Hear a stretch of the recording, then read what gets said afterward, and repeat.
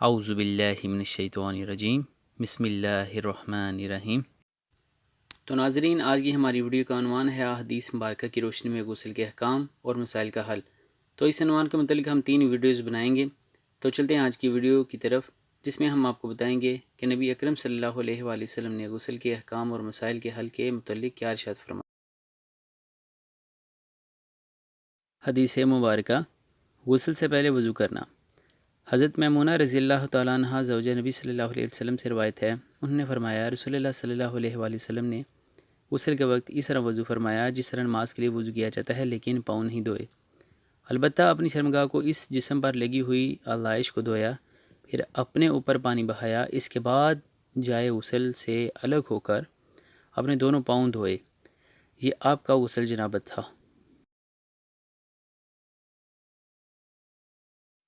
حدیث مبارکہ، سر کے دائیں حصے سے غسل جنابت کا آغاز کرنا۔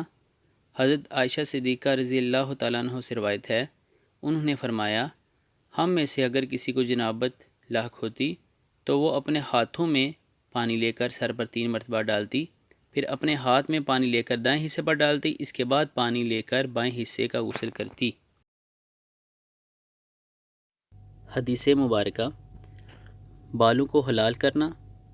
جب یقین ہو گیا کہ کھال تر ہو گئی ہے تو اس پر پانی بہا دینا۔ حضرت عائشہ رضی اللہ تعالیٰ عنہ سے روایت ہے، انہوں نے فرمایا رسول اللہ صلی اللہ علیہ وآلہ وسلم جب غسل جنابت کرتے تو پہلے اپنے ہاتھوں کو دھوتے اور نماز کے وضو کی طرح وضو کرتے، پھر غسل کا آغاز کرتے، پھر اپنے ہاتھ سے بالوں کا حلال کرتے، اور جب یقین ہو جاتا کہ کھال تر ہو گئی ہے تو 3 دفعہ اس پر پانی بہاتے، پھر تمام بدن کا غسل کرتے۔ حدیث مبارکہ، جس نے اپنے سر پر 3 مرتبہ پانی بہایا۔ حضرت جبیر بن مطعم رضی اللہ تعالیٰ عنہ سے روایت ہے، انہوں نے کہا رسول اللہ صلی اللہ علیہ وسلم نے فرمایا میں تو اپنے سر پر 3 بار پانی بہاتا ہوں۔ تو یہ کہہ کر آپ صلی اللہ علیہ وآلہ وسلم نے اپنے دونوں ہاتھوں سے اشارہ فرمایا۔ حدیث مبارکہ، جب کسی کو مسجد میں یاد آئے کہ وہ جنبی ہے تو اس حالت میں باہر آ جائے تو اسے تیمم کی ضرورت نہیں۔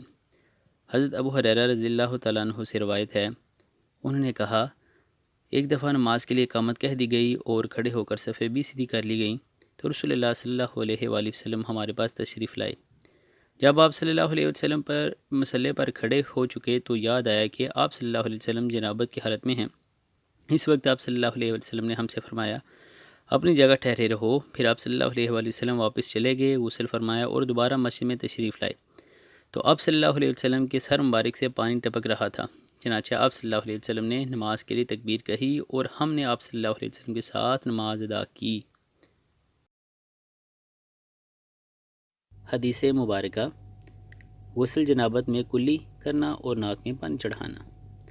حضرت میمونہ رضی اللہ تعالیٰ عنہ سے روایت ہے، انہوں نے فرمایا میں نے نبی صلی اللہ علیہ وآلہ وسلم کے لیے غسل کا پانی رکھا تو آپ صلی اللہ علیہ وآلہ وسلم نے اپنے دائیں ہاتھ سے بائیں ہاتھ پر پانی ڈالا اور دونوں ہاتھوں کو دھویا، پھر آپ صلی اللہ علیہ وآلہ وسلم نے اپنی شرمگاہ کو دھویا، اس کے بعد آپ صلی اللہ علیہ وآلہ وسلم نے اپنا ہاتھ زمین پر رکھا اور اسے مٹی سے رگڑا اور دھویا۔ بعد ازاں آپ صلی اللہ علیہ وآلہ وسلم نے کلی کی اور ناک میں پانی چڑھایا، پھر چہرہ مبارک کو دھویا اور اپنے سر پر پانی بہایا۔ اس کے بعد آپ صلی اللہ علیہ وآلہ وسلم اس جگہ سے الگ ہوئے اور اپنے پاؤں دھوئے، پھر آپ صلی اللہ علیہ وآلہ وسلم کو ایک رومال پیش کیا گیا، لیکن آپ صلی اللہ علیہ وآلہ وسلم نے اس سے اپنا بدن صاف نہیں فرمایا۔ تو ناظرین، آج کی ویڈیو کے اختتام پر اپنے ہوسٹ سید کو اجازت دیں، ملتے ہیں نیکسٹ ویڈیو میں۔ تو ناظرین، جو ہمارے چینل پہ نئے ہیں ہمارے چینل کو سبسکرائب کریں، ہماری ویڈیوز کو لائک، کمنٹ اور اپنے دوستوں کے ساتھ شیئر کریں۔